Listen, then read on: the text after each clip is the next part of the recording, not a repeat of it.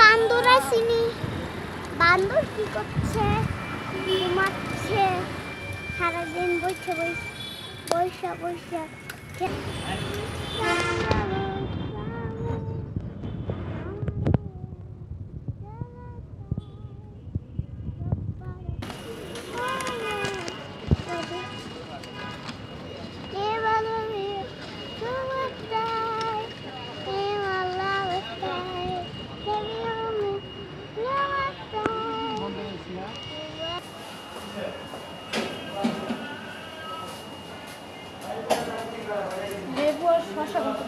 দিতেন তো ইয়ার স্টোভে না লেবু আর শসা আর কি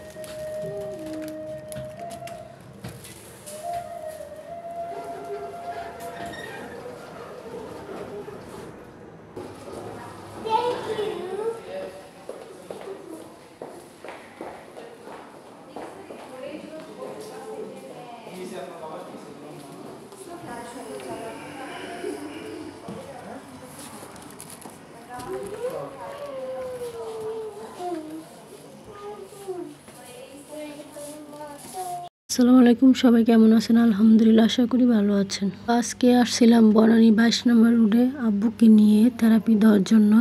তো আজকে অনেক দেরি হয়ে গেছে, এখন বাজে রাত 2টা। তো এখন আমরা বাসায় যেতেছি গাড়ি দিয়ে। তো রাস্তার পরিবেশটা আমার কাছে রাতকে অনেক ভালো লাগতেছে, তার জন্য ভিডিওটা করলাম। তো রাত থেকে আসছিলাম এই বিকেল দিকে 4টার দিকে আসছিলাম। তো একটু সমস্যা ছিল, তার জন্য আজকে থেরাপিটা দেরি হয়ে গেছে। তো ওই জায়গায় রাত্রেবেলা আব্বুকে বিরিয়ানি নিয়ে দিয়েছিলাম। তো পোলাও বিরিয়ানি নিয়েছিলাম আর খিচুড়ি নিয়েছিলাম। তো আব্বুর খিচুড়ি খেয়ে ভালো লাগছে, তো বলতেছে এরকম করে বাসায় পাকাই দিতে। তো এটা পরের দিনে সকালের ভিডিও। তো সকালবেলায় ঘুমোর থেকে উঠে নিচে গিয়ে একটা মুরগি আনলাম আর খিচুড়ি মিক্স নিয়ে আসলাম। তো খিচুড়ি আজকে পাকাবো আর মুরগি মাংস রান্না করব। এমনি আব্বু অসুস্থ, বেশি কিছু খাইতে চায় না। তো যখন যেটা একটু মুখ দেয়া বলে, তো তখন চেষ্টা করি নিজের স্বার্থের মতো কিছু বাবাকে খাওয়াতে, সব মেয়ের চা বাবাকে কিছু খাওয়াতে। তো আমারও তা। তো বাবা বলছে কখন রান্না করে খাওয়াবো সেই চিন্তা। তো সকাল সকাল ঘুম থেকে উঠে বাবার জন্য নিয়ে আসলাম। তো আজকে খিচুড়ি ভুনা আর মাংস রান্না হবে। এমন সহজে আমার আব্বু বলবে না এটা খামো ওটা খামো। কিছু জিজ্ঞেস করলেই কী খামো, মুখে রুচি নাই, খেতে ভালো লাগে না, এগুলাই বলে। জোর করে খাবার দিতে হয়, জোর করে খাওয়াতে হয়। তো যখন নিজের ইচ্ছায় বলে তখন শুনে মনটা ভরে যায়। কেননা আমার বাবা এত জীবন বিদেশে করেছে, মেয়েদের কখনো করা ধরা কোনোটাই পায় নাই। তো চেষ্টা করি বাবাকে কিছু করতে, জানি না কতটুকু পারবো, কতটুকু করতে পারতেছি, কত নিজে চেষ্টা করি করতে। তো আল্লাহর কাছে দোয়া করি আল্লাহ যেন আমাকে সাধ্যের মতো কিছু দেয়, আমি যেন বাবাকে দেখতে পারি, করতে পারি। তো যতটুকু আছে ততটুকুই করব। তো আমার খিচুড়িটা প্রায় হয়ে গেছে। তো আমি মাংসটা বসানোর জন্য মশলা ভালো করে কষিয়ে নিলাম।